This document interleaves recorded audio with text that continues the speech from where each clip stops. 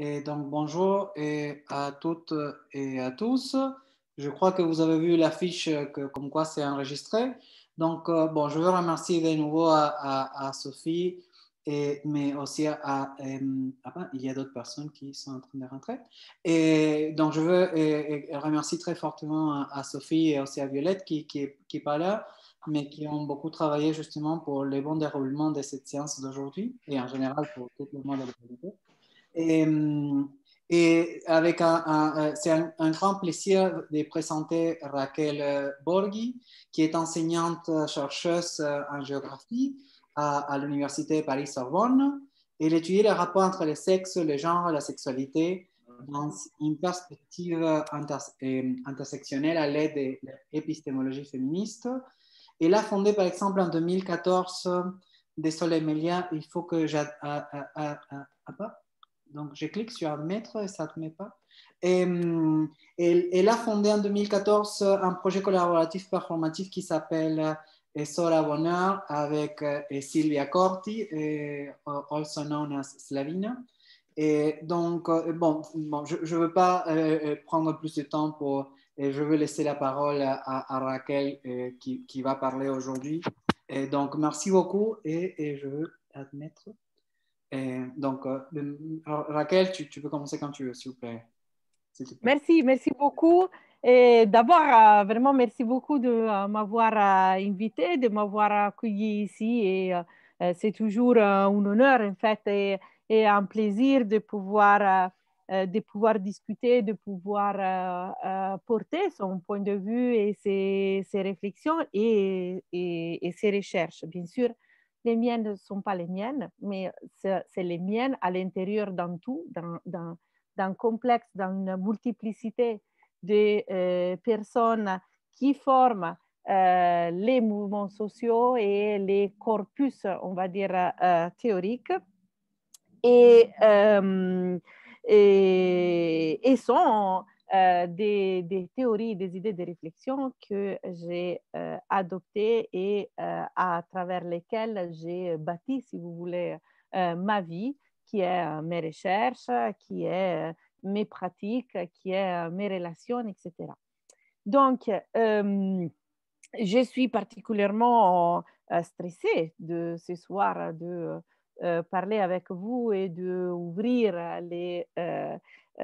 sept mois pour les cafés égalité, un mois qui est toujours assez chargé à niveau symbolique et qui est un mois qui nous permet continuellement de réfléchir et de se positionner vis-à-vis des injustices. Donc, moi, je préfère parler plutôt d'injustice que d'égalité, justement, parce que à travers ce que disait Sophie, qui n'est pas seulement question de se positionner vis-à-vis d'une égalité de genre, mais aussi contre le racisme, contre la discrimination plus en général. Et c'est ce qui, pour moi, fait l'engagement du féminisme et en particulier du féminisme transféministe queer, qui est celui dans lequel je me positionne et que je revendique comme le mien. Parce que moi, je suis avant tout une féministe et je suis avant tout une féministe transféministe. Je vais revenir sur ce terme-là, transféminisme, ne pas un féminisme seulement des personnes trans, mais c'est un féminisme qui a justement qui a vu en fait à travers la question trans comme quoi il y avait un binarisme à l'intérieur du féminisme et un binarisme qui figeait souvent des sujets et que quelque part excluait des autres. Il paraît, comment dire, difficile penser aujourd'hui qu'un mouvement comme le mouvement féministe puisse exclure, mais bon, bien sûr, comme toujours, comme dans tous les mouvements, il y a Pour longtemps, les personnes trans ont été exclues du mouvement féministe.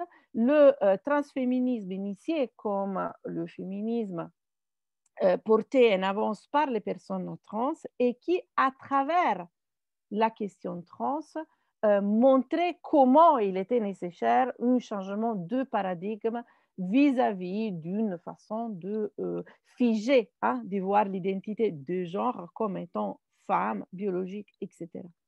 Donc, je vous dis ça du début, justement pour préciser que déjà, moi, j'ai une approche qui n'est pas seulement celui de la géographie de genre, mais c'est de la géographie de genre féministe. C'est-à-dire, moi, j'applique une épistémologie féministe et en particulier transféministe, parce que les féminismes sont pluriels. Il n'y a pas un féminisme comme ça n'existe pas une femme, d'accord, mais ça existe des femmes. Et déjà, quand on parle des femmes, on parle des femmes cisgenres ou trans, par exemple, et donc que tout cela nous porte à voir comment il y a des différenciations à niveau de positionnement et de pratique. Bien évidemment, lorsque vous êtes là aujourd'hui, vous avez lu normalement le titre ou écouté le titre, donc vous avez vu le terme queer dedans. Donc, forcément, mon introduction ne va pas vous choquer parce que forcément, vous vous attendez qui c'était une personne qui parlait à partir d'un positionnement queer transféministe. Bien sûr, peut-être que vous n'avez pas fait forcément le lien entre le féminisme et le queer, et c'est pour cela qu'on va voir aujourd'hui, j'essaierai de vous proposer une petite lecture du queer, des queer studies, une petite lecture qui est la mienne. C'est là parce qu'on est en face à, comme tous les studies, on va dire, on est en face à une énorme corpus fait par des différentes personnes dans des différentes époques, à partir des corps différents, à partir des positionnements différents. Donc, forcément, il y a une pluriversité d'approches et de façons de développer les théories et les pratiques queer. Donc, si vous voulez, aujourd'hui, lorsque j'ai cet honneur de pouvoir vous parler du queer, je vais le faire à partir de moi, ce que j'ai retenu et pourquoi les théories queer m'ont fascinée à partir d'un positionnement féministe qui était déjà le mien. Je voudrais aujourd'hui aussi essayer de voir avec vous s'il y a une sorte d'état de l'art de ce qu'on sait du queer aujourd'hui. Parce que j'imagine que plusieurs personnes parmi vous ont déjà entendu parler du queer, des autres peut-être qui sont déjà fans du queer, des autres moins, des autres pas du tout. Mais c'est sûr, j'imagine que chaque personne s'est faite son idée du queer et c'est là, bien au-delà d'être une fausse idée ou une vraie idée que vous allez voir confirmée par ce que je vais vous dire ou pas, c'est plutôt, je dirais, la conséquence de cet archipel, justement, qui est le queer. C'est-à-dire qu'il y a aussi des différentes traditions de généalogie, si vous voulez, plutôt du queer, et aussi différentes revendications au queer. C'est pour cela que moi, aujourd'hui, je suis même plus à l'aise avec le terme transféministe pour moi-même que queer, justement parce que j'essaierai de vous montrer comment il y a aujourd'hui, comme dans tous les mouvements, une large, on va dire, mobilisation du terme queer que parfois risque de faire perdre son côté politique. et son côté plutôt riot, hein, comme on veut dire. Lorsque elle revanche, moi, c'est ça que j'aime. Et donc, je me suis, comment dire, j'utilise comme la plupart des personnes avec qui je partage mon espace politique et de recherche, on se reconnaît dans le terme de transféministe comme une féminisme aussi quelque part transversal aux causes et transnational. Donc, j'aimerais bien justement que, à fur et à mesure que moi je vais vous proposer hein, des thèmes, bien sûr, comme je vous disais, choisis par moi-même, avec mon filtre, donc je me prends entièrement la responsabilité. J'aimerais bien que vous, si vous avez envie, vous pouvez interagir avec moi en écrivant dans le chat ou même si Stanislas est d'accord, en demandant de prendre la parole pour me donner, si vous voulez, de petits éléments qui rendent prendre une direction plutôt qu'une autre à mon intervention. C'est-à-dire que, bien évidemment, je ne suis pas arrivée à sortir complètement de l'injonction que a préparé un PowerPoint et un déroulé de l'intervention. Donc, malheureusement, je ne suis pas arrivée à me émanciper à ce point-là, mais bon, j'irai le faire petit à petit, j'y travaille. Donc, l'injonction du cadre quand même universitaire et de la formation que j'ai reçue pour me sentir légitime à vous parler nécessite que je prépare ce cadre-là. Et c'est très en contradiction, si vous voulez, avec le queer qui revendique en fait l'illégitimité. L'illégitimité, c'est-à-dire l'idée de ne pas se conformer à des normes établies et donc non plus à les normes du savoir dit légitime. Et cela aussi dans l'idée que, si vous voulez, on risque toujours, hein, à travers cette recherche de légitimité, de se conformer hein, à quelque chose qui va quelque part nous phagocyter et mainstreamiser, si vous voulez, les luttes et les luttes politiques. Donc, quand on travaille à l'université, justement, en faisant référence à Bellux, que Sophie a cité tout à l'heure, on fait partie du centre du système monde, d'un centre qui est un centre de production du savoir et un centre de production de la légitimité hein, des théories, de la légitimité des discours et donc de production du discours dominant. Après, quand on est le centre, et moi j'y fais partie parce que comme disait Stanislas, je suis un maître de conférence à la Sorbonne, une des institutions par excellence en France du savoir universitaire, et donc, comme toutes les institutions, aussi les espaces pour excellence de la violence hein, épistémique, de la violence du système et de la violence de la production du savoir. Et donc, moi, je ne fais partie, malgré que moi-même, je subis la violence de l'institution, mais sûrement et mesure moins fort que des autres sujets qui n'ont pas le privilège de la blanchité comme moi et le privilège d'avoir une poste permanente.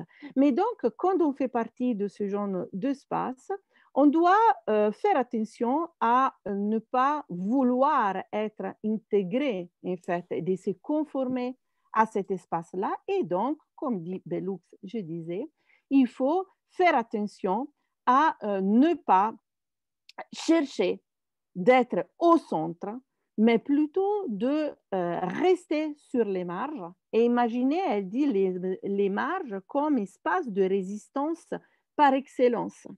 D'accord, là, c'est un discours que moi me tienne beaucoup à cœur et que j'ai développé dans le dernier livre que j'ai écrit, qui s'appelle Décolonialité et privilèges, et qui est un livre qui justement part de mon positionnement queer pour montrer comment ce positionnement-là est allé aujourd'hui dans la direction de la pensée décoloniale, c'est-à-dire dans mon cas, comme moi, en tant que chercheuse blanche, féministe et universitaire, je réponds à la pensée décoloniale, aux propositions de la décolonialité et des penseurs et des penseuses décoloniaux. Donc, que je ne produis pas de la théorie décoloniale parce que mon corps n'est pas un corps qui a subi la violence de la colonisation comme les corps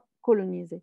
Mais c'est un corps qui, lorsqu'il participe à la violence du système dominant en tant que blanche, est un corps qui doit répondre et créer une résistance pour ne pas reproduire la violence dans laquelle j'étais programmée au moment que je suis née blanche. Et c'est là, c'est que le queer, maintenant je l'appelle le queer, vous me pardonnerez pour ça, c'est que l'approche queer, la théorie queer, oui, la théorie queer, on peut dire, nous a dit depuis le début. Et vous pouvez me dire, et alors, c'est quoi ce début-là? Et probablement, chaque personne parmi vous connaisse des débuts différents des théories queer. C'est pour cela que je vous invite à m'arrêter, comme je disais tout à l'heure, et faire aller la conférence dans la direction que vous voulez. Et moi, vous avez mon consentement. Et donc, vous avez mon consentement pour me désorienter. Donc, moi, je me laisserai désorienter. Donc, le début de la théorie queer, comme je vous disais, comme moi je l'avais étudié et je l'ai connu, est à renvoyer surtout, et là je vous partagerai quelques images, est à remonter. Est-ce que vous voyez bien, Stanisa? Tu peux me confirmer que tout va bien?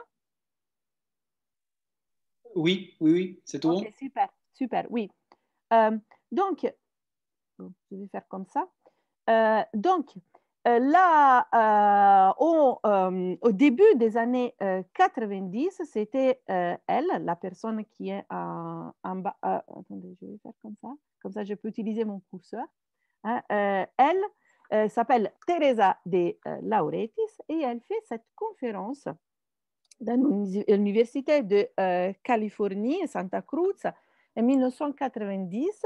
Elle fait cette conférence qui s'appelait Lesbian and Gay Sexualities, dans laquelle elle utilise le mot queer en associant au mot théorie.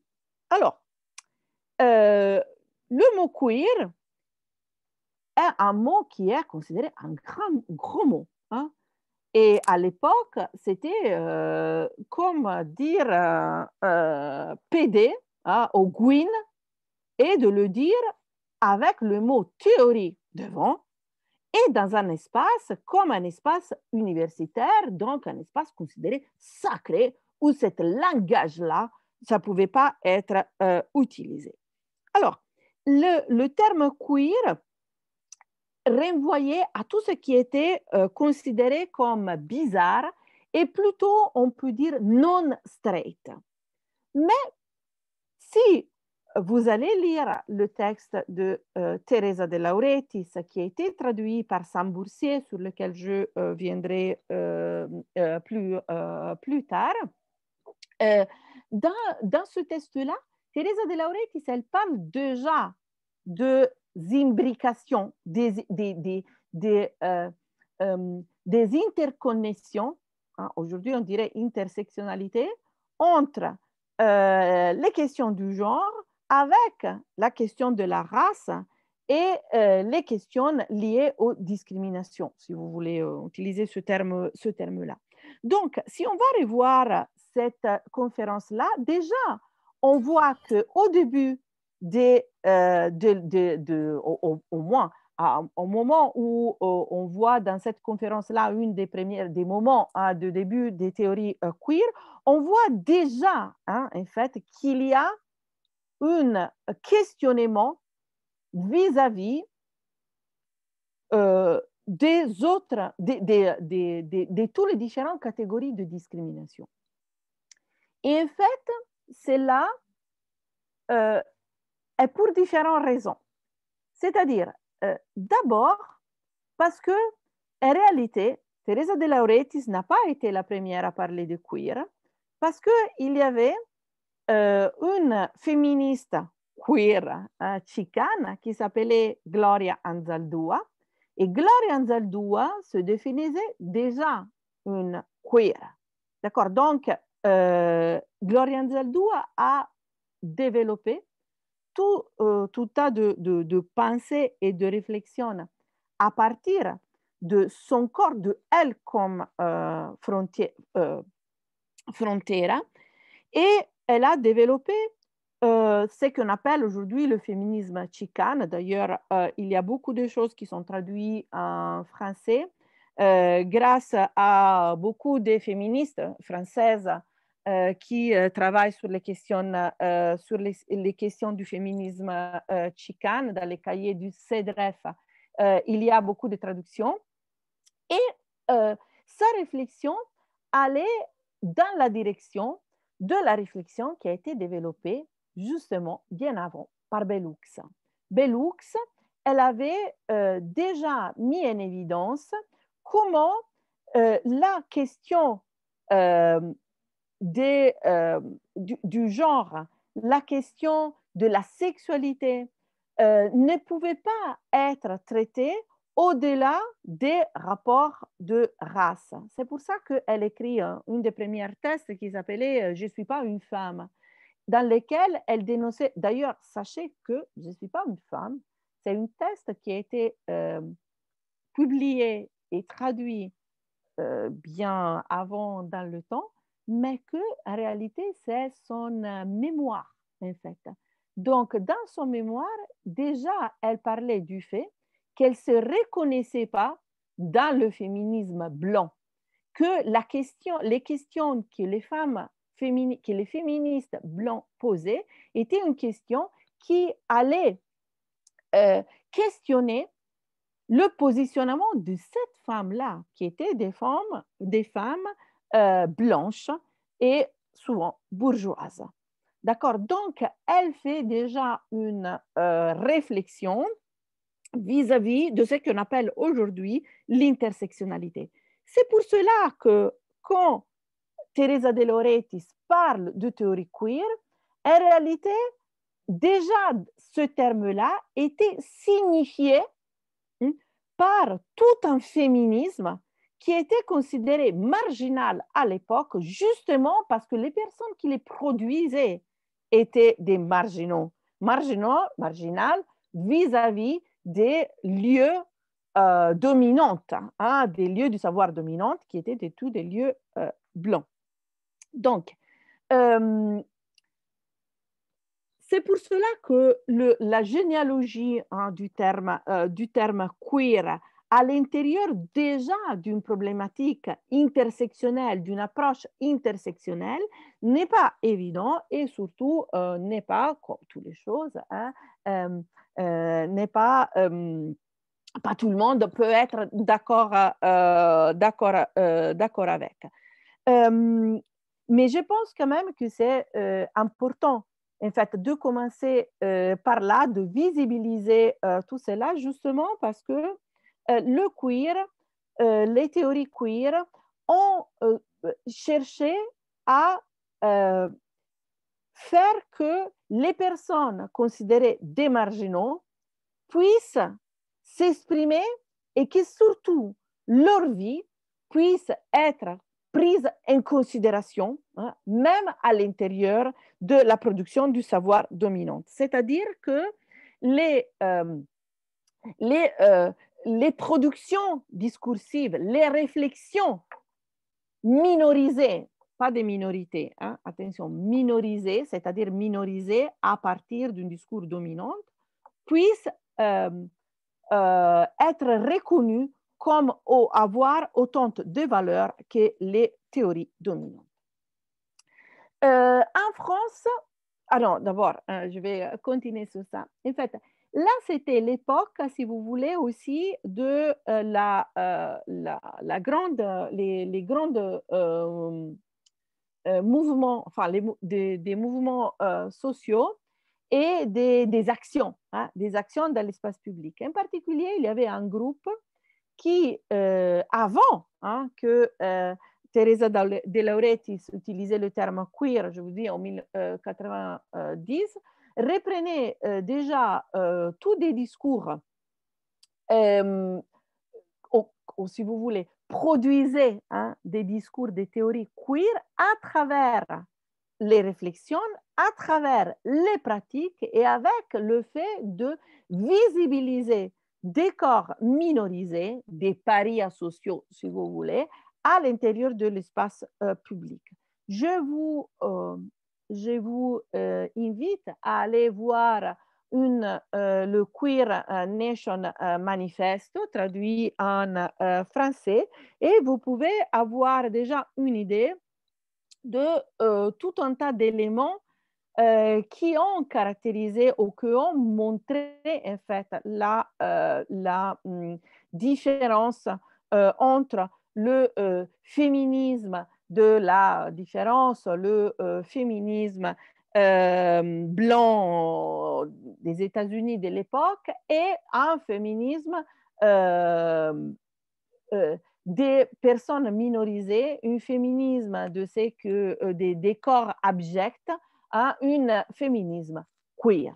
Hein. Donc, vous voyez aussi dans les images et dans le langage, l'usage justement d'un langage qu'on dirait performatif, c'est-à-dire que c'est le langage de l'insulte, hein, qui, à travers une pratique qui aujourd'hui, on la connaît très bien, on utilise en fait l'insulte est réappropriée par les personnes insultées, à lesquelles cette insulte est adressée. De cette façon, l'insulte est levée, ou quand même la puissance d'une insulte est diminuée. C'est aussi le pourquoi les travailleurs, travailleuses du sexe se définissent en tant que putes. Hein? Donc, pour lever le stigmate en se réappropriant du stigmate à travers ces processus de langage performatif dont parle aussi Judith Butler dans son livre sur les mots. Donc, voilà. Donc, en France, pardon, excusez-moi. Dans le contexte français, Sambourcier a été une des premières personnes qui a développé les théories queer et les pratiques queer et la réflexion queer en France à travers le montage d'un collectif dans les années 90 de queer du zoo et à travers qui a fait beaucoup d'actions dans l'espace public et tout, en plus que produire en fait toute une réflexion vis-à-vis des identités hein, qui non normatives, non hétéronormatives. Les textes, je vous montrer là deux couvertures de textes de Sambourcier parce que c'est intéressant aussi le langage et les images qui montrent et qui sont justement toujours dans cette lignée, on va dire, de la performativité de l'image et du langage. Donc, dans ce que vous avez à votre droite, donc Queer Zone, vous voyez une fisting du cerveau, donc de la pratique sexuelle du fisting, qui est le poignet. Donc, une pratique sexuelle qui est considérée dans une pratique par le milieu straight, par le milieu normé comme une pratique extrême. Et là, vous voyez le fils, le poignet, pas dans l'anus, mais dans le cerveau. Hein? Donc, c'est très intéressant parce que Samboursier avait animé des séminaires à l'école des hautes études qui s'appelait Fuck My Brain.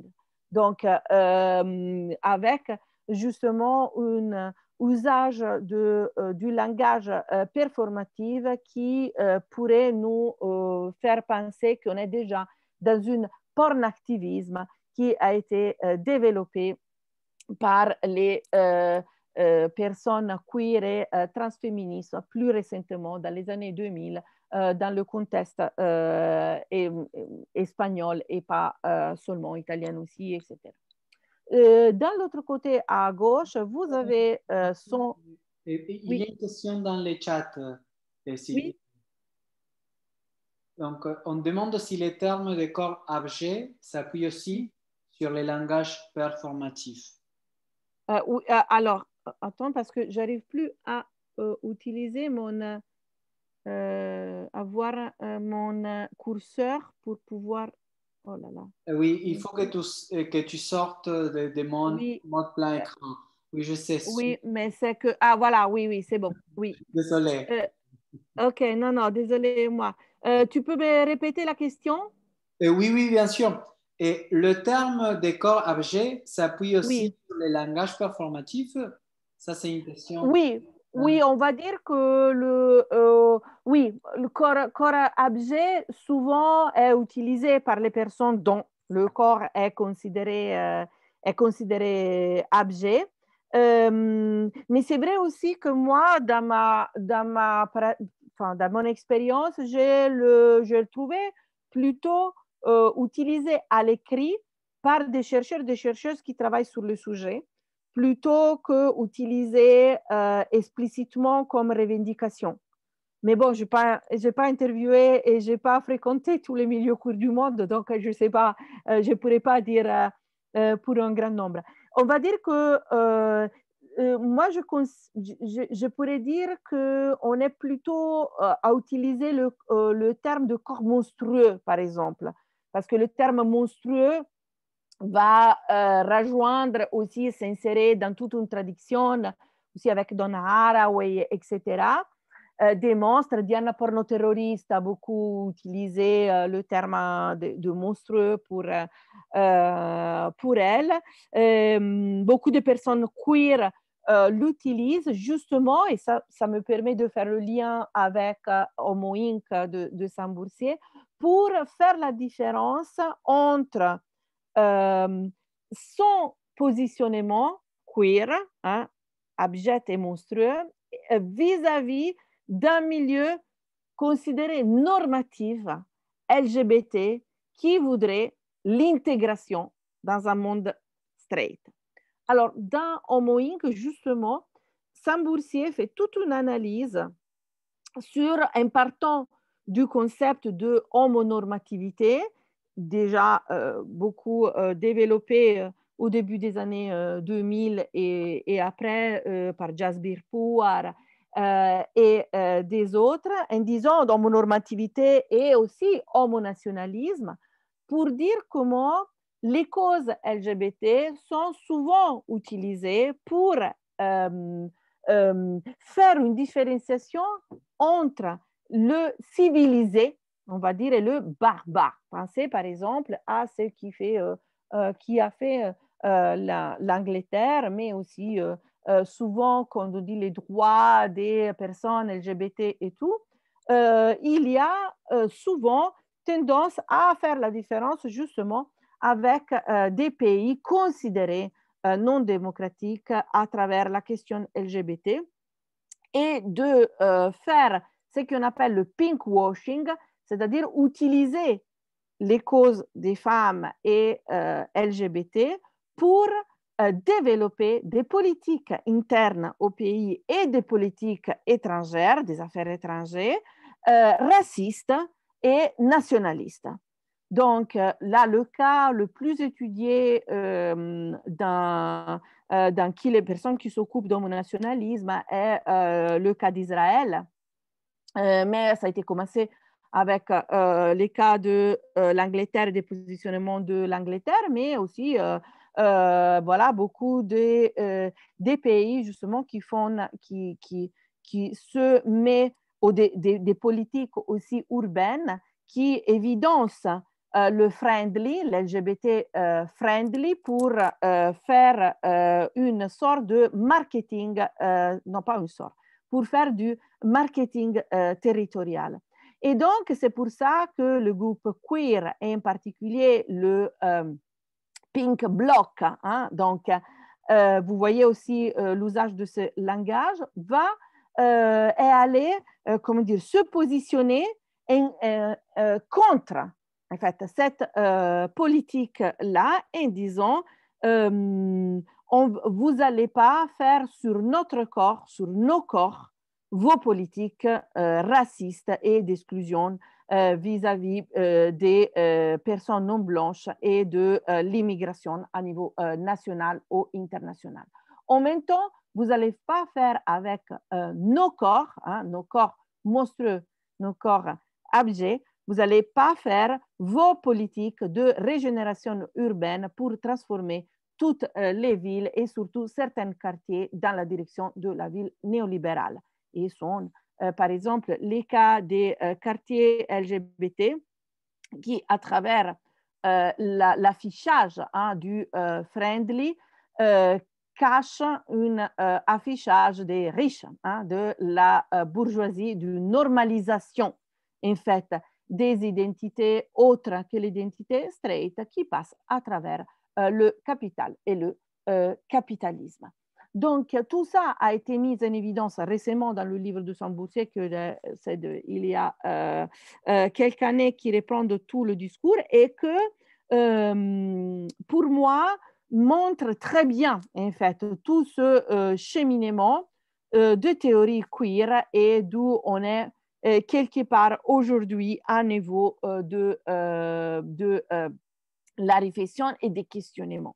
Mais si on veut rester en France, pour moi, on ne peut pas oublier Monique Wittig. Or, maintenant, peut-être qu'il y aura des personnes qui ne sont pas du tout d'accord avec moi, qui vont me dire, mais ce n'est pas possible parce que Monique Wittig, féministe du matérialisme, qu'est-ce qu'elle a à faire dans ta généalogie queer?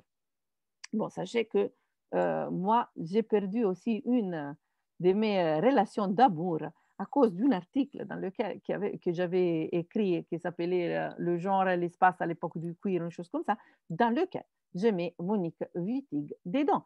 Et une de mes amantes de l'époque, elle s'est absolument scandalisée en me disant comment tu oses faire une chose pareille, mettre elle à l'intérieur de la généalogie queer. En réalité, je ne suis pas la seule. Et justement parce qu'il y a tout un tas de choses dans la pensée de Wittig qui est très fortement critique vers une idée d'identité des genres figés. Donc, elle dit l'identité, enfin, la catégorie femme comme la catégorie homme doit disparaître et il faut trouver une autre grammaire pour parler. En fait. Donc, elle dit aussi le langage que tu parles, tu tues, parce que le langage, les mots qu'on utilise sont des mots qui se sont développés, formés avec le patriarcat et que donc sont des mots qui ont été conçus à travers, dans l'intérieur d'un système hétéronormative, sexiste, etc. Donc, toutes ces réflexions sur cela, sur le langage et tout, et aussi sur la résistance, ont fortement influencé la direction des études queer et aussi les pratiques transféministes et queer aujourd'hui. Voilà une image qui vous montre aussi comment le queer essaie justement d'aller au-delà du binarisme homme-femme, que je dirais même pas que intègre la question trans, mais que ses fondements ont déjà dedans la question trans, les personnes trans.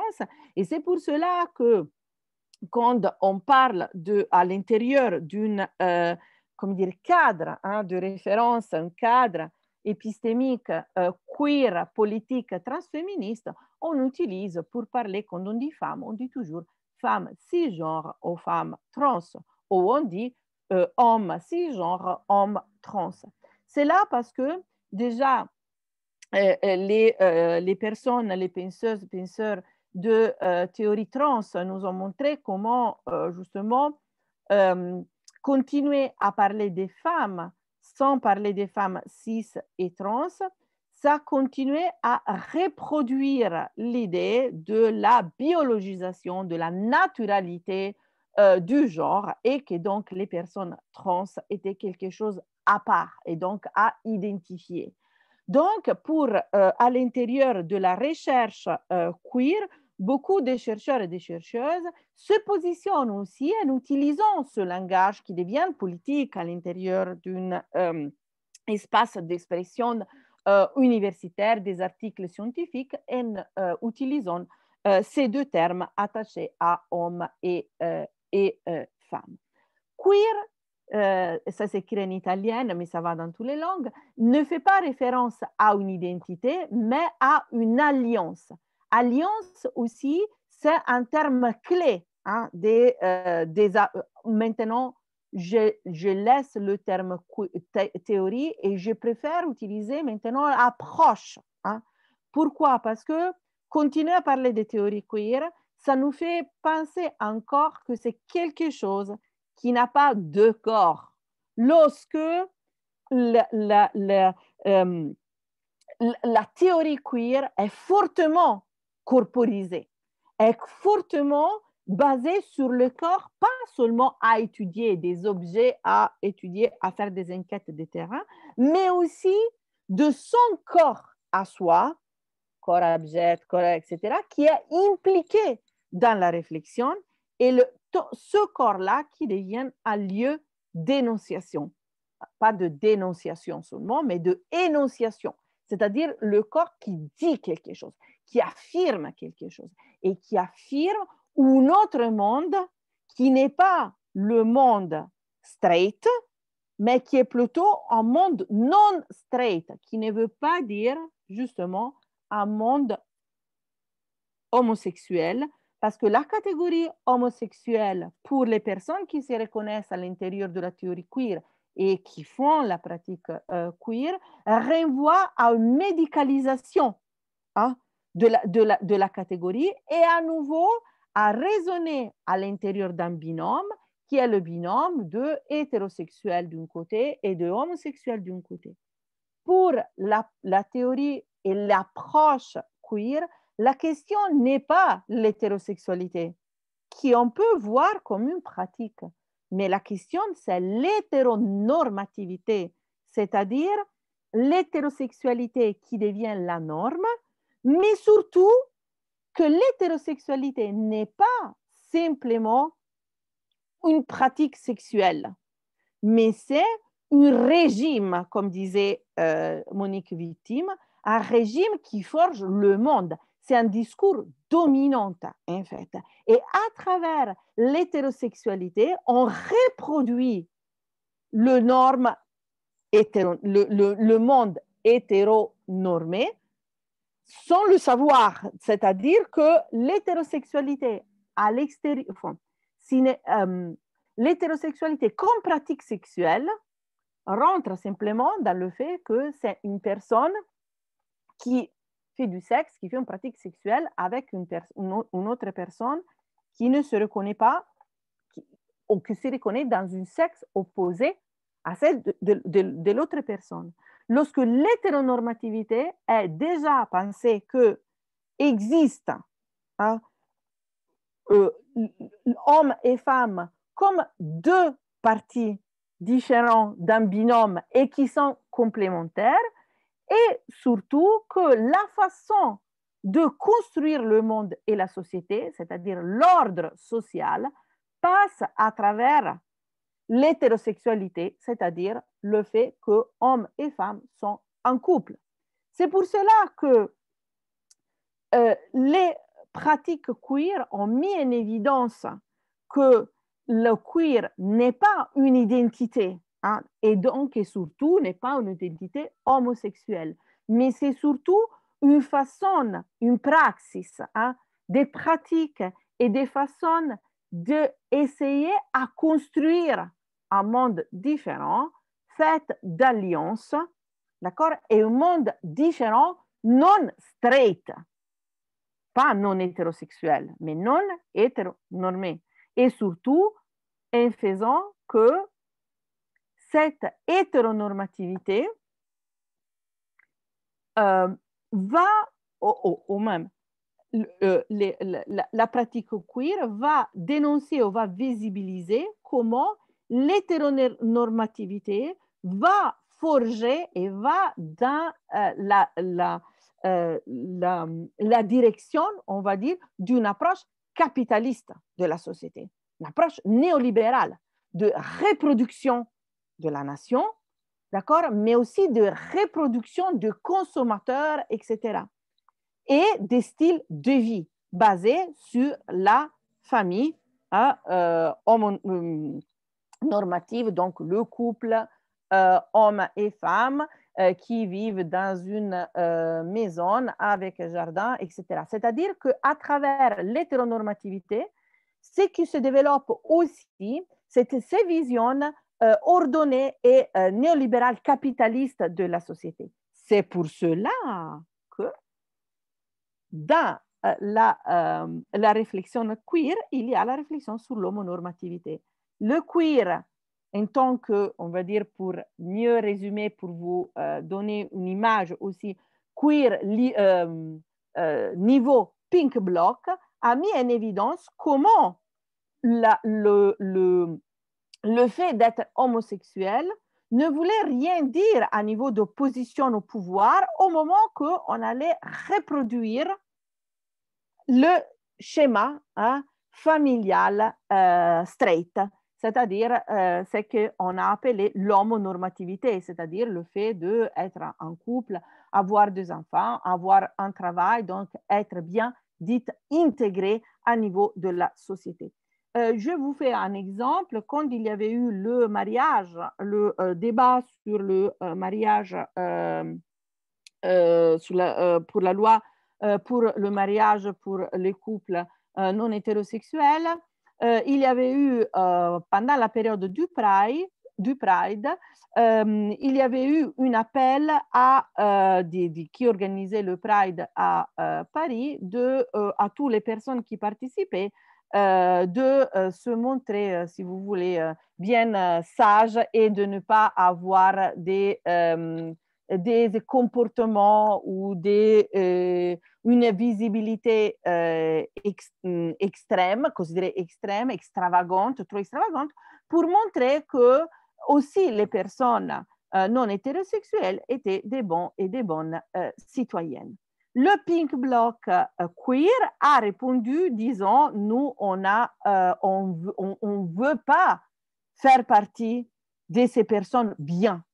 Nous, parce que c'est qu'on redoute, c'est qu'on s'oppose à cette société normée. Et donc, on ne veut pas être intégré, mais on veut détruire, en fait, tout ce mécanisme, ce système social, ce système étatique qui produit la violence et qui produit les discriminations. C'est pour cela que les luttes queer ont intégré depuis quasi toujours la question des migrations et les violences contre les personnes migrantes et toute la violence des frontières, en disant, nous, avec notre corps, nous, on ne veut pas reproduire la violence de la nation.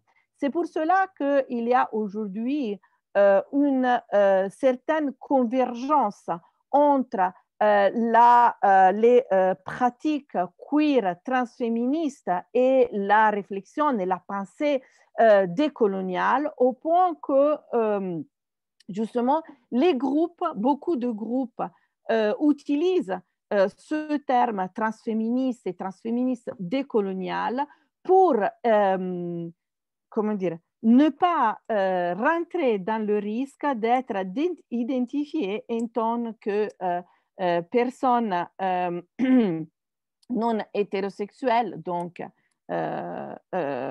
queer, sont avec une dépolitisation du terme. Et réalité, c'est que j'ai, voilà, là c'est un exemple de Pink Bloc et de Queer Ultraviolence, qui est, si vous voulez, la partie, je vous disais, du queer qui a mis en lumière, en fait, le rapport entre les identités LGBT et la reproduction du capitalisme, de l'impérialisme, des formes de pouvoir. C'est pour cela que le terme transféministe aujourd'hui, qu'en France est plutôt ce qu'on, le terme transpédéguine, TPG, hein, aussi, si vous voyez TPG, est un usage, hein, c'est toujours, comment dire, la même famille, le même phénomène, la même approche queer, mais qui marque de façon très forte ce côté anticapitaliste, ce côté libertaire qui a eu et qui est en train d'être levé du terme queer qui risque d'être mainstreamisé, réapproprié par les institutions et le capitalisme et la ville, etc.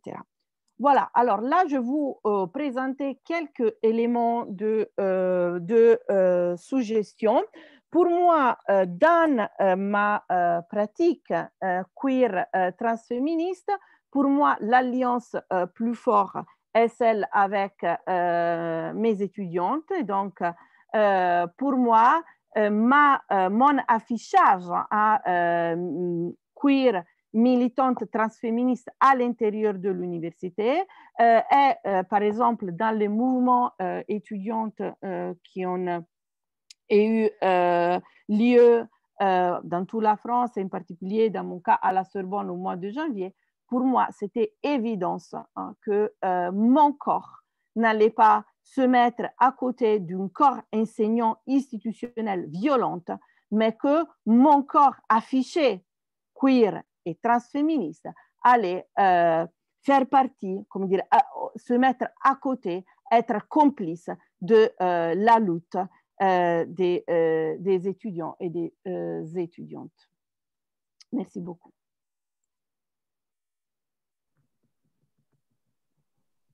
Ah, non, merci beaucoup. Peut-être si vous voulez, on peut réagir avec, il y a des réactions sur Zoom. Sinon, bien sûr, merci beaucoup pour... donc, je réagis aussi avec les émoticônes. Il y a des applaudissements, si vous voulez. Donc, merci beaucoup. Donc, ici, maintenant, on va passer à la partie des discussions, des questions, etc. Donc, je vais vous inviter, s'il vous plaît, soit si vous ne pouvez pas parler parce que votre micro ne marche pas, d'écrire, s'il vous plaît. Mais sinon, bien sûr, de vous exprimer. Vous allumez votre micro et vous posez la question. Si vous voulez, là-bas. Donc, moi, j'ai une question bon, j'ai une question assez bête, une première. La photo no se puede descolonizar sin despatriarcalizar. C'était où ça, cette photo, si je peux poser la question? Ah, là, c'est pas moi qui l'a faite. Je l'ai reçue malheureusement, je l'ai reçue dans différents enfin, dans mes réseaux transféministes, je pense que c'était en Amérique latine, si je ne me trompe pas. Oui, non, non, ça c'est C'est sûr. sûr, mais tu ne sais pas. Ce ne sont pas des mots des Ouais. Espagnols. Donc, ce sont des mots Ouais. très, très latinos. Donc, mais je me demandais où. Mais d'accord, bon, c'est pas grave, c'est seulement une Ou curiosité. le mouvement, justement, non, ça me permet de dire justement que le mouvement, enfin, on va dire oui, le mouvement queer en Amérique latine est très très fort et que, si vous voulez, là c'est vraiment complètement, il y a une fusion complète entre le transféminisme, le queer et le féminisme décolonial dans certains contextes. En fait. Et c'est pas un hasard aussi que beaucoup de personnes transféministes queer ont quitté l'Europe et sont allées en Amérique latine et dans différents pays, et pas seulement, et que là, il y a une très forte politisation en fait, du mouvement. Ouais. Oui, oui, ça c'est vrai. Après, je voulais te poser une question. Si, bon, si quelqu'un, bien sûr, veut poser des questions, vous pouvez m'interrompre, mais comme j'en profite que j'aide avec l'organisation aussi pour poser des questions. Et tous ceux qui me connaissent savent que je pose beaucoup de questions, donc désolé. Mais tu as parlé sur la hétéronormativité, donc, je crois que ton message était super clair et super, et super important. Mais par contre, je voudrais demander si tu as des suggestions concrètes ou, ou par exemple des exemples même pour dire qu'est-ce que tu suggères ou qu'est-ce que tu peux dire que tu peux, qu'est-ce que tu veux partager avec nous comme des mesures à prendre justement pour contrer cette hétéronormativité ou ce système qui se nous impose et qui est très difficile parfois, même à reconnaître parfois, non? Même on ne se parle Mm-hmm. pas contre, mais c'est l'hétéronormativité qui a été imposée. Donc, je ne sais pas si tu veux Mm-hmm. un peu plus. Alors, tu veux que je réponde tout de suite Oui, oui, ou oui, oui, oui, ok. après, Alors, et après, oui. oui. Alors, tu dis bien, et Betty serait d'accord avec toi, de dire hétéronormativité imposée, dans le sens que l'hétéronormativité est devenue est un régime. Hein, elle parle de régime dans ce sens-là. Et aussi, l'hétéronormativité est aussi intériorisée. Hein, intériorisée au moment qu'on pense toujours que l'hétérosexualité n'est pas un choix. Lorsque l'hétérosexualité est un choix. C'est-à-dire que on n'est pas hétérosexuel ou homosexuel ou pansexuel, etc. Mais on est et on est éduqué en tant que sujet hétérosexuel. Moi, par exemple, maintenant, je porte les cheveux longs, mais je vois que depuis que j'ai les cheveux longs, j'ai un fort passing hétérosexuel. C'est-à-dire qu'il me faut dire 1 million de fois que je suis lesbienne, queer, etc., parce que les personnes m'assignent directement à hétérosexuel. Parce que simplement, je suis assignée femme, été assignée femme et hétérosexuelle. Pourquoi? Parce que l'hétérosexualité est la seule façon de voir ta place dans le monde. Non? Donc, c'est ça l'hétéronormativité. Et donc, pour moi, je vous fais mon exemple, moi, c'était un cheminement que j'ai fait. Donc, moi, euh, quand j'étais hétérosexuelle, je ne savais pas que j'étais hétérosexuelle. C'était les autres qui n'étaient pas hétérosexuels. Moi, j'étais neutre. C'est que on ne parle, on réfléchit par exemple sur la blanchité, non? L'être blanc est neutre, les autres sont non blancs. D'accord? Nous, les blancs, on est neutre. Pourquoi? Parce qu'on est les dominantes. D'accord? Donc, moi, j'étais absolument convaincue que moi, je ne faisais pas un choix, que c'était, que j'étais comme ça et tout. Donc, après, c'était m'approchant. Moi, je suis passée. En réalité, moi, j'ai un cheminement aussi particulier parce que moi, je pars de la. Moi, j'arrive au genre, à les études de genre par le postcolonialisme, par les études postcoloniaux, pas le contraire. Souvent, c'est un peu le contraire. Moi, je suis partie des études postcoloniales, je suis arrivée aux études de genre, et tout de suite, de là, je me suis approchée aux théories féministes et en particulier au lesboféminisme. Là, j'ai connu les théories queer quasi tout de suite avec les études sur le genre, c'est-à-dire que, bon, moi, j'ai étudié et je me suis formée à la deuxième moitié des années 90, donc on va dire que bon, ça ne courait pas les rues en Italie, la théorie queer, d'accord, mais bon, on était déjà au début des années 2000, il y avait les premières, enfin, il y avait des choses surtout qui étaient traduites, on parlait de ça et tout.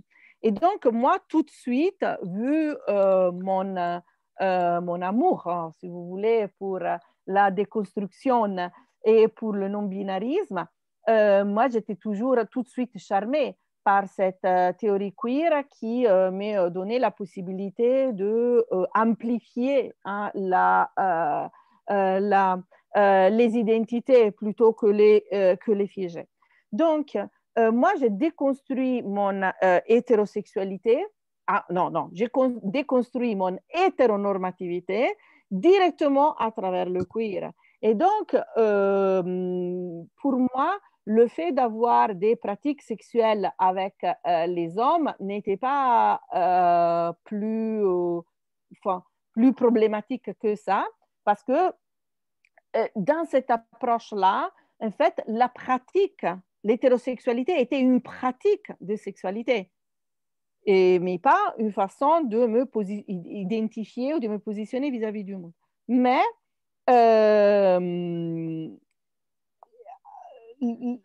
pour moi, je dis pour moi, n'était pas suffisant, d'accord, parce que je me suis rendu compte, justement, en lisant La pensée straight de Wittig, comment l'hétéronormativité était bien plus que la question d'avoir intériorisé son hétérosexualité, que j'avais bien déconstruit, mais aussi que c'était un régime qui je produisais au moment que je me mettais en couple.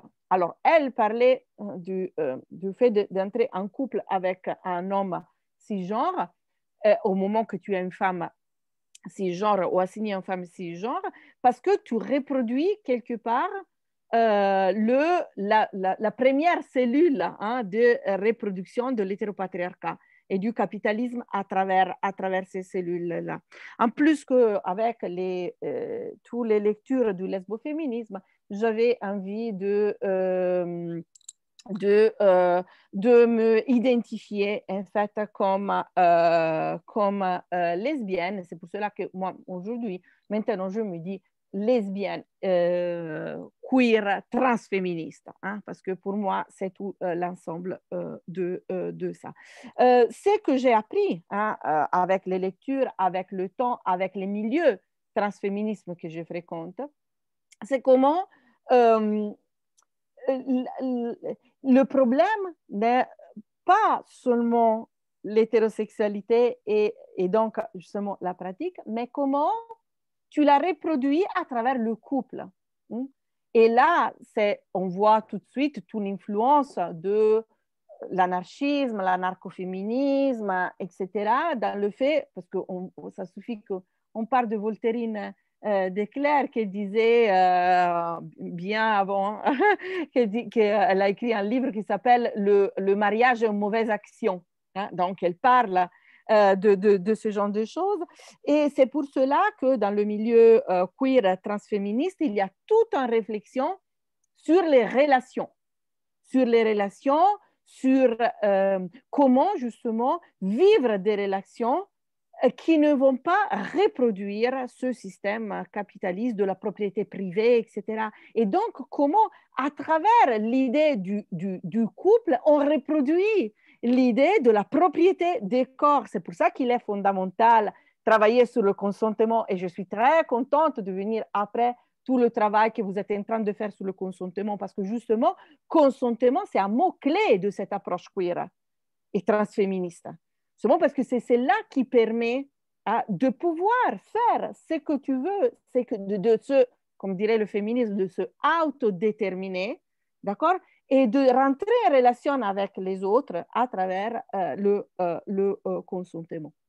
Le fait, un exemple que je peux vous dire de hétéronormativité à niveau de lien avec le capitalisme et le washing aussi est celui de l'IKEA. L'IKEA s'est montré toujours gay-friendly avec toutes ses politiques, etc. et à travers un type de mobilier qui permettait de constituer ton petit noyau familial. Et cela va reproduire le capitalisme, va dans les directions du capitalisme, de la consommation, à travers le fait de penser que tes relations ou ta relation doit être à l'intérieur d'un couple qui va former une famille qui est à l'intérieur d'une maison et que tous les espaces de la maison sont conçus pour la famille capitaliste, hétéronormée, et que soit d'un couple homosexuel ou hétérosexuel, peu importe, à la reproduction de ce modèle familial. Tenez en compte aussi que si vous êtes dans le queer, je vous disais, c'est développé beaucoup cette réflexion sur les relations et donc, parmi ça, sur le polyamour. D'accord? Que j'utilise le terme comme ça, bien que en Italie, on n'utilise pas forcément le terme polyamour, mais bon, on reste avec ça. Donc, le polyamour est allé déconstruire cette idée du couple, m'a pensé à qui a envie de vivre de façon polyamoureuse, comment il est difficile de pouvoir habiter dans une maison, juste avoir un lit. Les lits sont faits pour 2 personnes. Si vous êtes à 3, vous êtes obligé de constituer vous-même votre lit parce que tout est fait pour que cet ordre social-là soit reproduit et reproduit à travers le couple et en particulier à travers le couple hétérosexuel, mais l'hétéronormativité, comme je vous disais, est un peu ça. Je vois des questions dans le chat, on répond à ça, Oui, bien sûr, s'il vous plaît. S'il te plaît, il y a 2 questions. Donc, la première d'Agathe Desmontieux. Quelle différence entre le féminisme matérialiste et trans sur la conception du genre et de la socialisation genrée? Ça, ouf, là, vous ouvrez une grande question parce qu'il y a, et justement, c'est beaucoup développé en France, un matérialisme queer, ou un queer matérialiste, qui a reporté, en fait, a repris quelque part la tradition du féminisme matérialiste, on va dire, à la française, et à redonner toute une attention à la question des corps et à la matérialité des vies. Alors là, la question, comme vous la posez, je ne suis pas sûre de comprendre si vous dites que le féminisme matérialiste et trans, qui vous les mettez ensemble ou pas.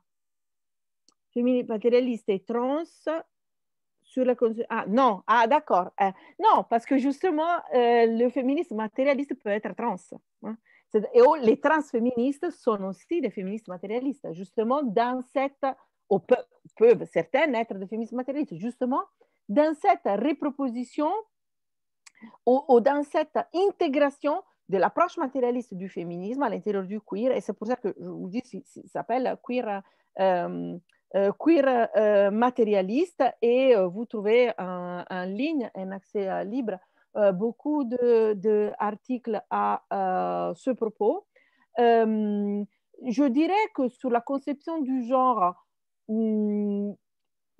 alors en gros, traditionnellement, pas aujourd'hui, les 2 positions étaient, mais vraiment, je vous parle vraiment en gros, parce qu'en réalité, tout le charme, moi, je pense toujours que le charme des choses, on le voit dans les interstices. Non? Et c'est dans les interstices qu'on voit qui sont les zones de contact entre les différentes choses. Donc, moi, en vous disant ça, je simplifie et je vais dans la direction de produire un discours avec lequel je vous dis déjà que je ne suis pas d'accord parce que c'est un discours à nouveau dichotomique. Cela dit, pour dire un peu comme sont les traductions, le féminisme trans, le transféminisme, est né déjà un peu comme à l'intérieur du queer et comme un féminisme queer, lorsque le féminisme matérialiste, pas du tout. Le féminisme matérialiste, traditionnellement, parlait d'un sujet femme dans celui qui est plutôt un féministe différentialiste, qui disait qu'il existait un sujet femme qui était différent d'un sujet homme. Dans certaines courantes, il y avait même arrivé à faire une biologisation, disons que les femmes et les hommes étaient quand même différents, mais ça, ce n'était pas très courant, plutôt que le genre était construit quelque part à travers la socialisation. Cela dit, mais que le sexe restait quelque chose de biologique.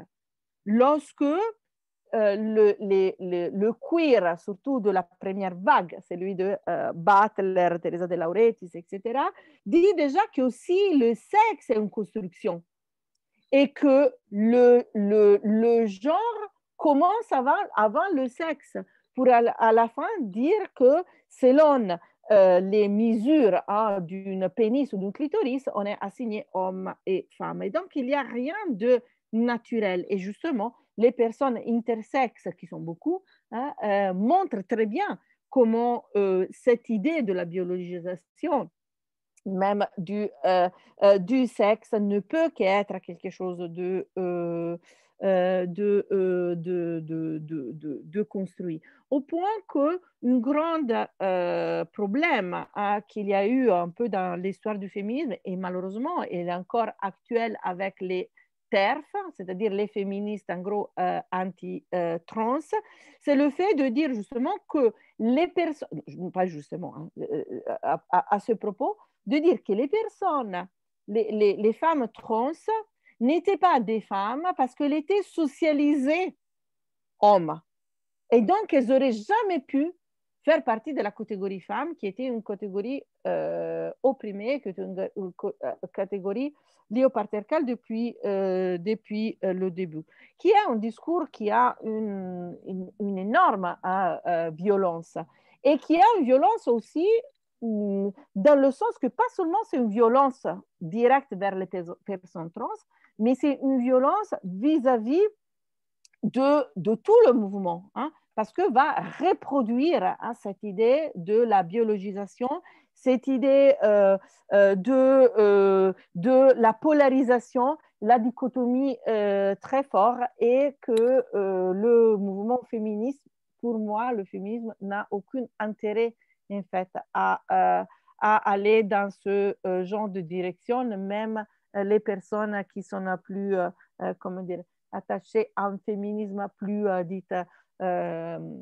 traditionnalisme. Surtout que sachez que il faut toujours tenir en compte que souvent les personnes qui sont contre ou excluantes vis-à-vis de trans le sont aussi vers les femmes voilées, par exemple. Donc, vers l'idée que ça ne peut pas exister un féminisme des femmes voilées et tout ça, qui sont des discours extrêmement violents et qui, à nouveau, ne font pas parler les personnes concernées. Et après, merci. Et il y a une autre question de Vivian Héritier. Est-ce que beaucoup de personnes se réclamant queer ont des pratiques sexuelles hétérosexuelles? Demande. Ah oui, ça peut arriver. Oui, oui. Alors, je vous fais un exemple. Pat Califia est une personne trans qui est considérée parmi un peu les personnes qui ont développé les théories, les réflexions queer à l'intérieur de ce que, si vous voulez, on peut appeler le féminisme sexe positif hein, aux États-Unis. Et Pat Califia, dans un texte que je pense que c'est de la fin des années 80, elle écrit un texte qui s'appelle, traduit en français, hein, dans un livre très très beau qui s'appelle Sexe et Utopie, que je vous conseille largement, qui est un recueil de ces articles. Et dans cet article, elle dit, le titre est Gay et lesbienne et sexe tous ensemble. Et elle commence cet article en disant, je fais du sexe avec des gays et je suis lesbienne. D'accord. Donc, dans cet article-là, c'est très amusant, enfin, très amusant. Elle parle de ses expériences et tout, et elle met en lumière comment, pour elle, la sexualité était politique, et donc, ça avait à voir plutôt avec les pratiques que tu partageais avec des personnes, plutôt qu'avec cette différenciation faite à partir des organes génitaux et d'une identité genrée. Donc, il y a des personnes, beaucoup de personnes qui se réclament queer, qui adhèrent en fait qui voient le queer comme une pratique politique, en fait, une vision politique du monde, que à faire avec des pratiques, mais des pratiques non straight, pas non hétérosexuelles.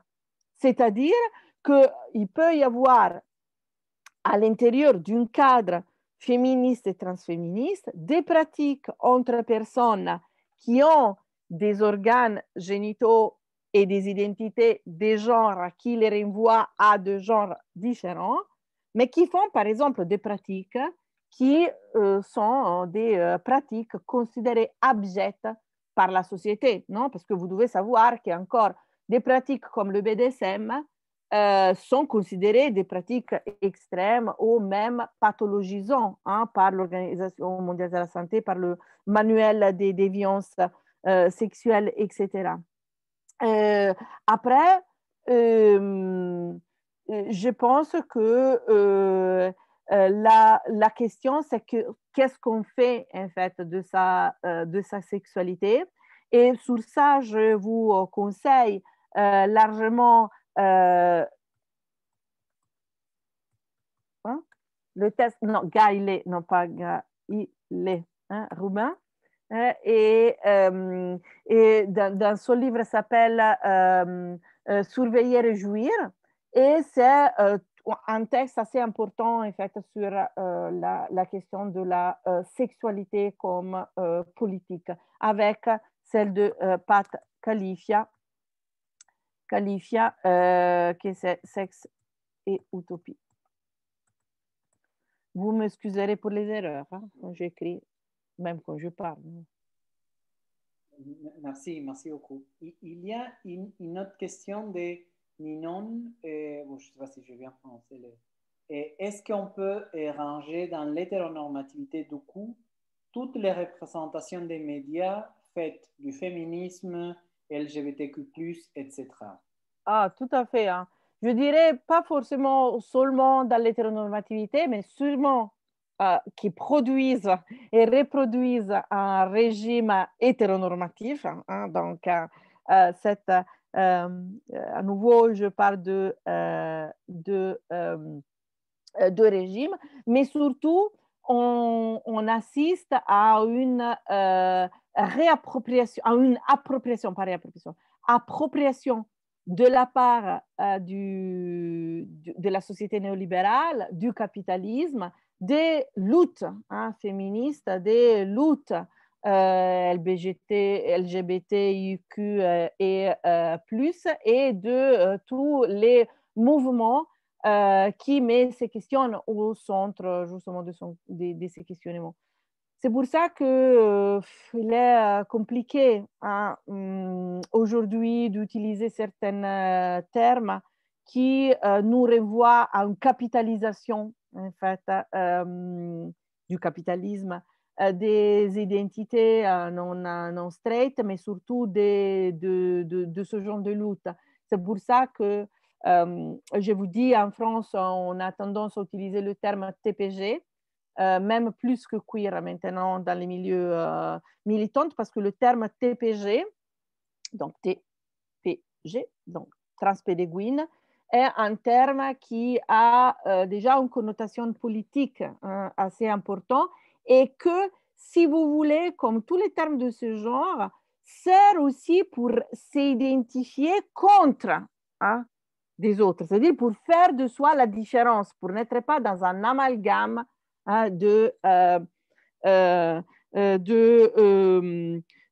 contexte en fait qui s'est complètement approprié de ce genre de bataille à travers l'usage de termes. En tout cas, on sait très bien que le capitalisme et le néolibéralisme et les institutions qui vont avec se approprient les batailles on l'a essayé, on l'a trouvé depuis toujours, c'est toujours le même genre d'histoire. C'est pour ça qu'il faut faire toujours veiller à garder le côté politique justement de la question du genre, du féminisme, du queer, parce qu'on vit dans une société, on fait partie plus ou moins des institutions où on reproduit, en fait, on a un contact avec, etc. Et donc, il est toujours important, à mon avis, de marquer ce côté politique de ce genre de lutte.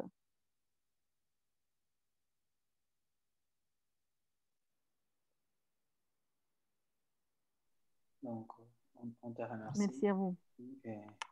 Et donc, ouais, être entouré des normes, je comprends très bien.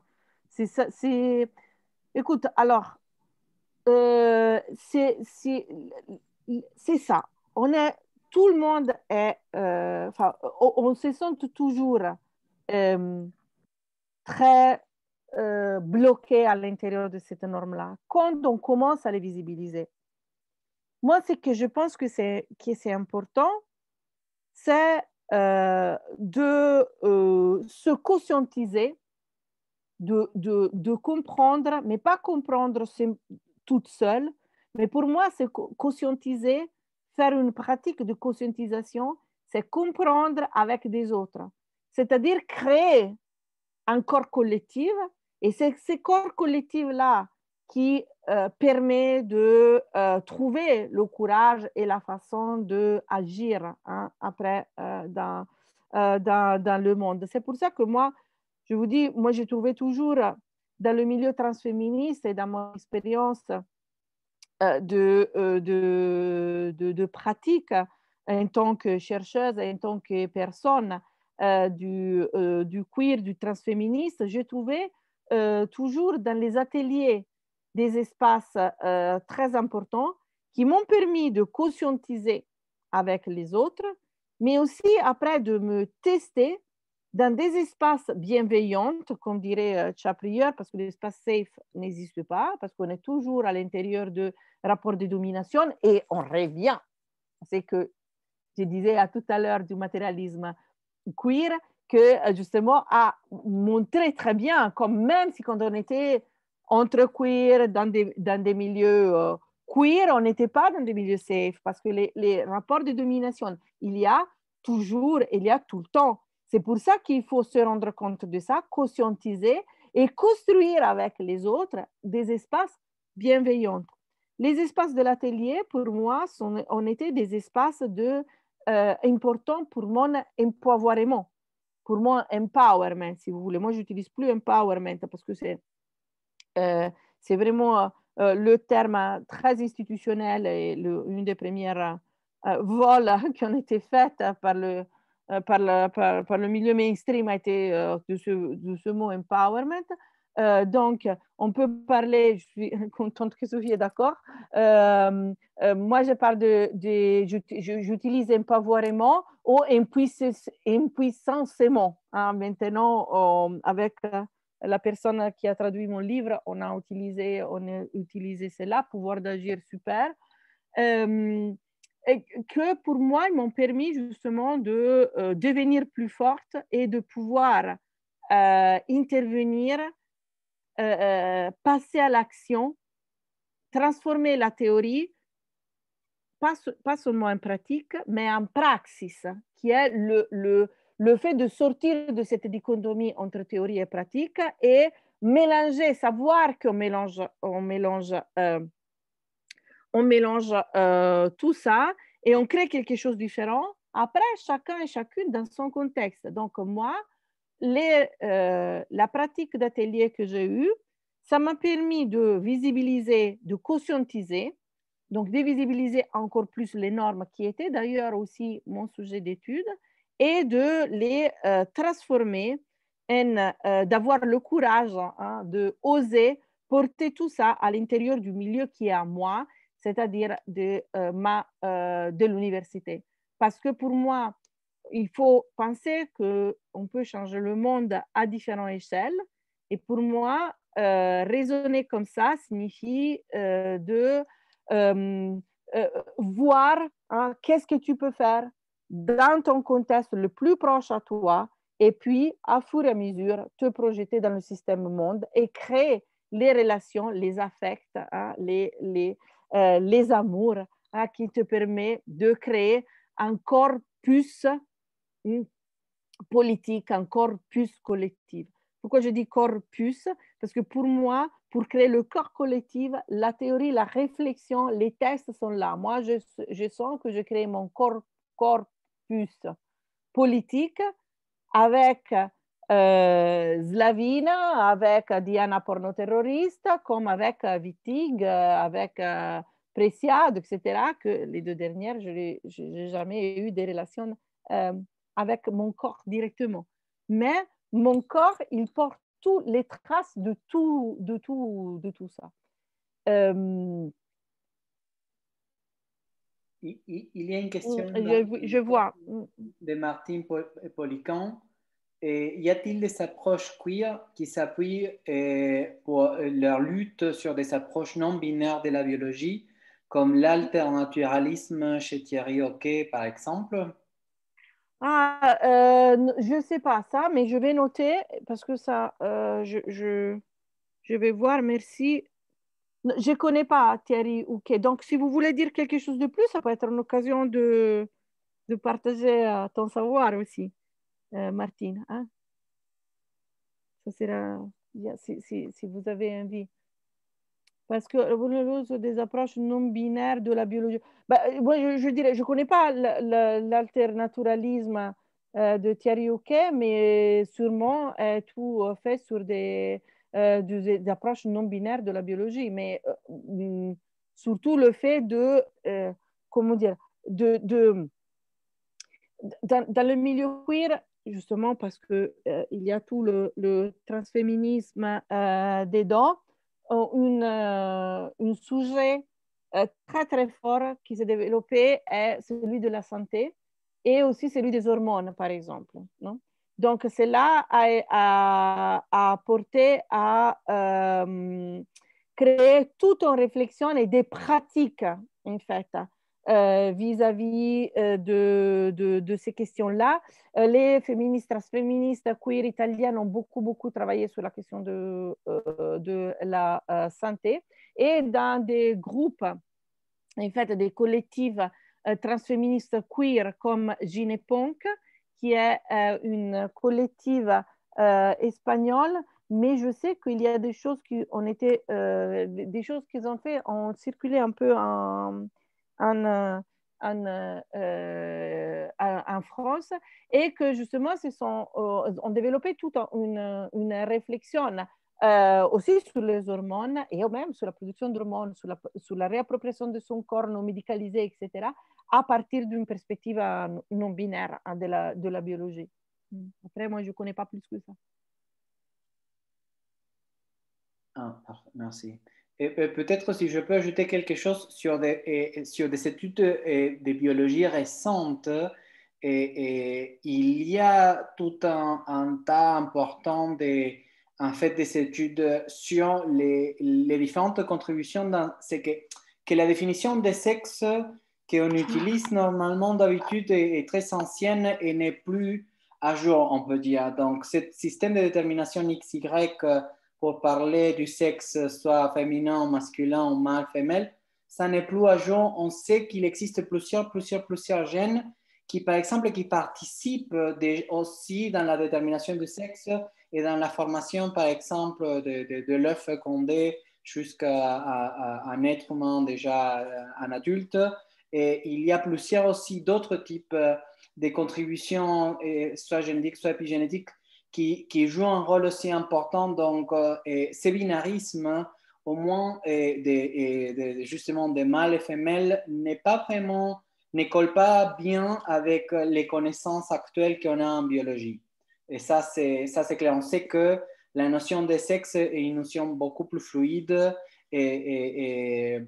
beaucoup plus fluide. Je veux dire, ce qu'on connaît de ce que la biologie nous dit, mais ça, c'est seulement une partie de l'image à comprendre, c'est pas une image cloisonnée entre femelle et mâle, c'est plutôt une image très fluide et très variable et c'est une vraie échelle.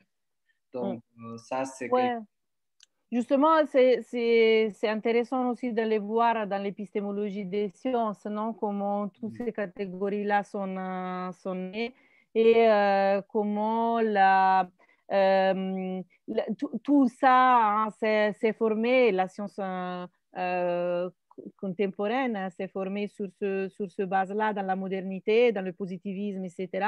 Et la chose qui est intéressante, c'est aller voir comment tout cela ne pas seulement une question justement de genre, de sexe biologique, etc., mais comment cela s'est construit à travers tout un tas de catégories et tout un tas de corps qui ont fait la science moderne, donc deux corps, deux personnes racisées, etc. C'est pour ça que quand on parle de ce genre de questions, il faut les mettre toujours en relation à la colonialité hein, de la science et la colonialité du contexte médical aujourd'hui. Chose que le queer avec les CRIP studies, donc cet oui, corpus d'études, de théories qui se sont formées comme une sorte de branche, hein, quelque part à l'intérieur de la théorie queer, ont mis en évidence en fait comment la science s'est développée à partir des normes sociales, à partir d'une certaine idée du validisme, des normes validistes, capacitistes, etc.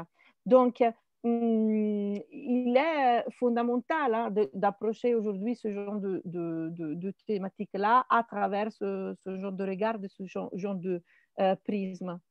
Non, non, je suis d'accord qu'il y a plusieurs critiques qu'on peut faire de la science et surtout du regard que plusieurs scientifiques ont eu de leurs études, surtout au regard des impositions externes. Et il y a par exemple des choses comme on a mentionné la médicalisation de ce sujet.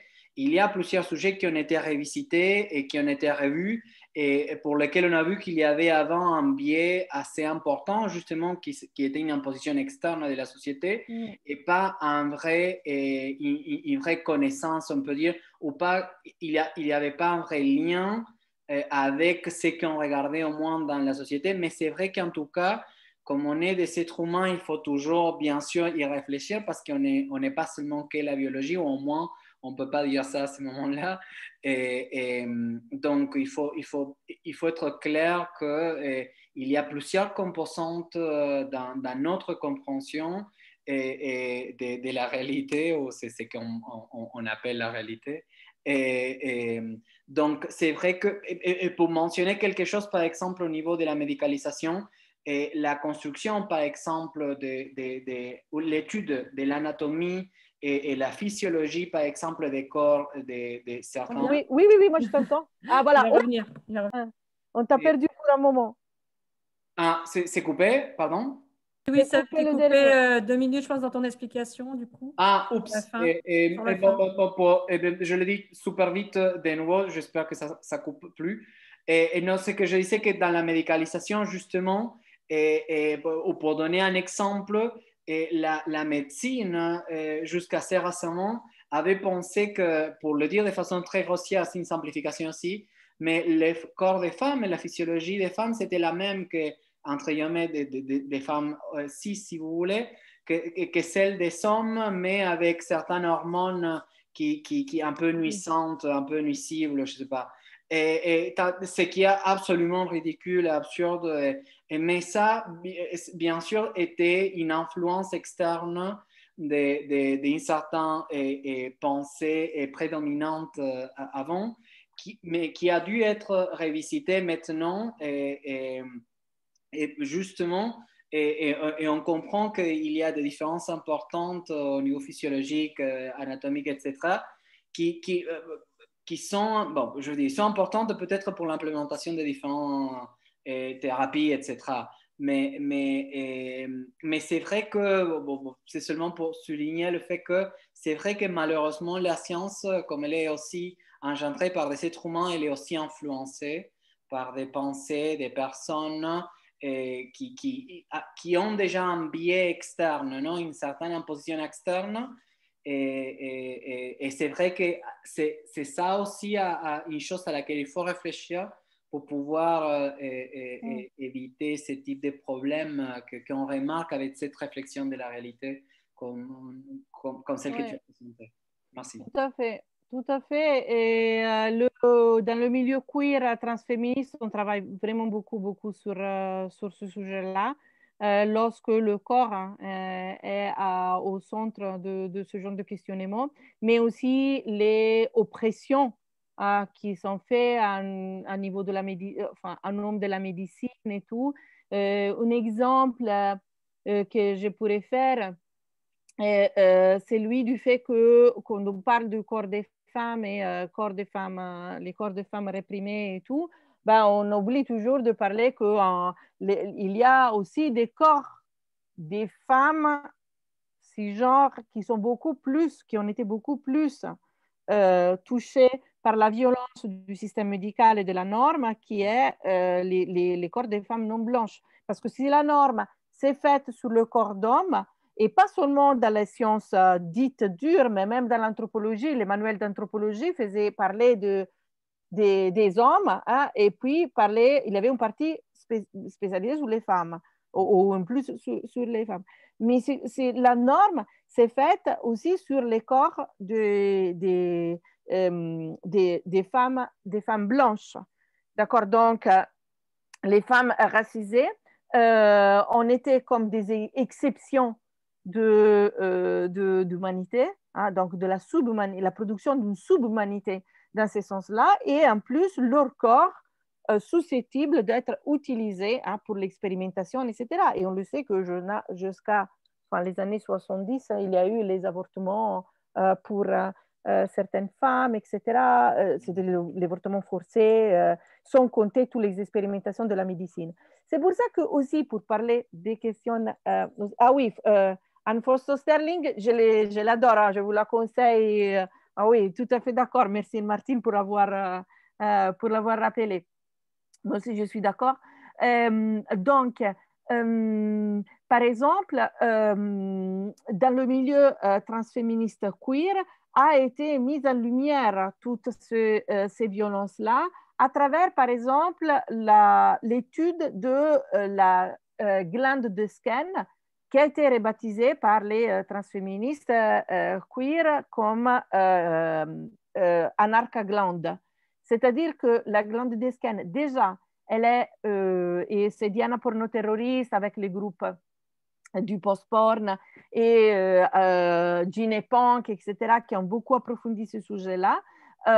Beaucoup de femmes cisgenres pensent que la éjaculation, le squirting, est une question qui, comment dire, est une sous-genre du porno et donc concerne seulement des exceptions, hein. En réalité, toutes les personnes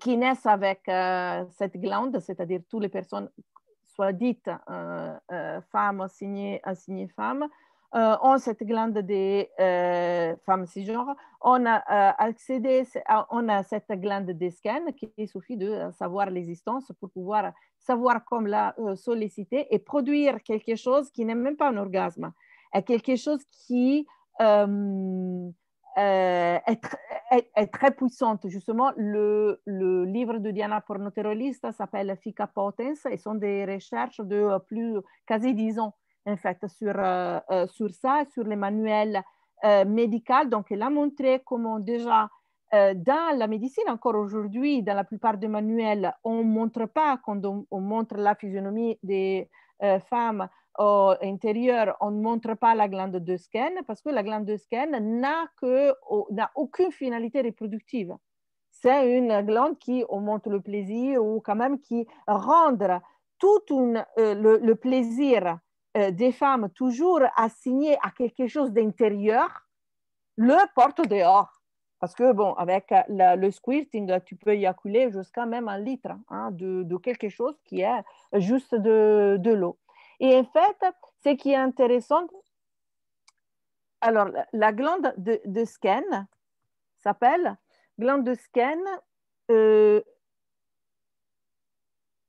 la glande de Skene, ou anarchaglande, justement parce que les personnes féministes queer qui ont étudié ça ont levé le nom d'un scientifique homme et leur ont donné le nom de Anarcha, qui était une femme noire qui a été utilisée pour l'expérimentation et pour le développement de la médecine, de la gynécologie. Donc, quelque part, à nouveau, on revient dans l'alliance, dans l'interaction, c'est de se réapproprier des corps en comment dire, libérant aussi de l'empreinte du male gaze sur la science et donc sur les sciences des femmes et sur le corps des femmes et surtout sur le corps des femmes, racisées. C'est pour ça que, comme je vous dis, il y a toute une courante très, très développée en fait, sur ça dans le milieu queer.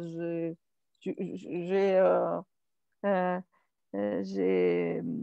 fait référence à ça et à beaucoup, énormément de choses d'autres choses qui concernent cela en fait. Merci. Peut-être pour dire, peut-être qu'on connaît le nom de Skin, parce que c'était un médecin écossais, Alexander Skin. Donc, merci beaucoup. Et je ne sais pas, il ne nous reste pas beaucoup de temps, mais peut-être si quelqu'un a des questions courtes pour ne pas te tenir beaucoup plus de temps, parce qu'en principe, ça devrait finir à 7 heures. Donc, sinon, à la limite, s'il n'y a pas de questions, je peux vous dire comment solliciter ou être sollicité par la glande de Skene. On a trouvé l'anarchaglande, si vous voulez. Normalement, on fait des ateliers précis sur ça. Moi, je l'ai suivi, celle de Diana Pornoterolista. Voilà.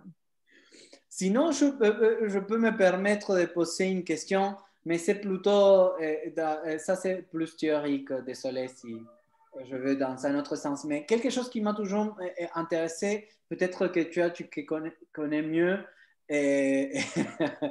Donc,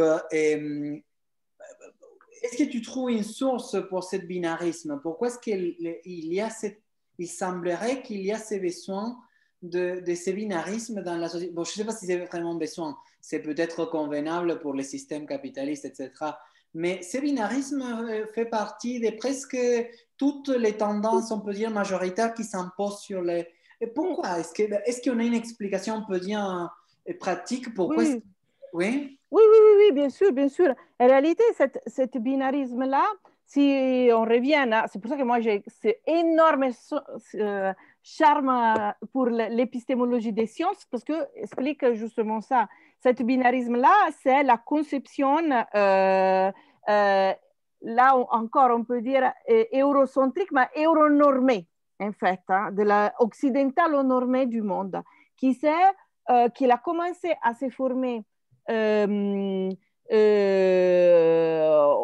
déjà en 1492, hein, avec la conquête des Amériques, et qu'est devenue science au cours du 1900, 1700 déjà, 1800 et 1900, quand, comment dire, quand le positivisme s'est instauré et a créé cette vision moderne, on va dire, du réel divisé en binômes. Et donc, que tout pouvait être, c'est la méthode taxonomique, en fait, non? La méthode de classer tout et de le classer à l'intérieur d'un binôme.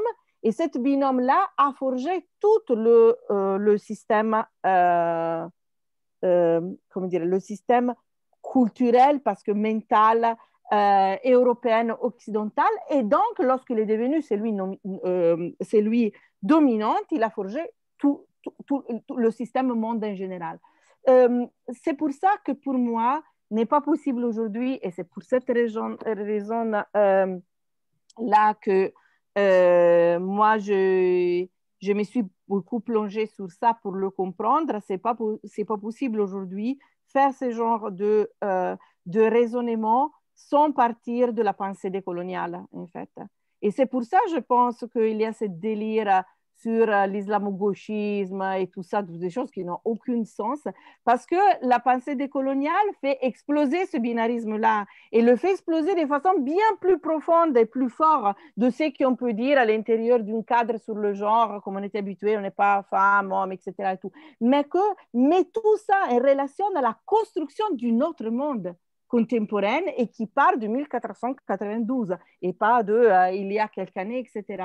Et donc, qui met en discussion toute la pensée occidentale, qui met en discussion tous les paradigmes et qui ne va pas constituer un nouveau paradigme, mais qui fait exploser les paradigmes et que va contester l'idée d'un universalisme et d'une pensée justement dichotomique en parlant de pluriversité.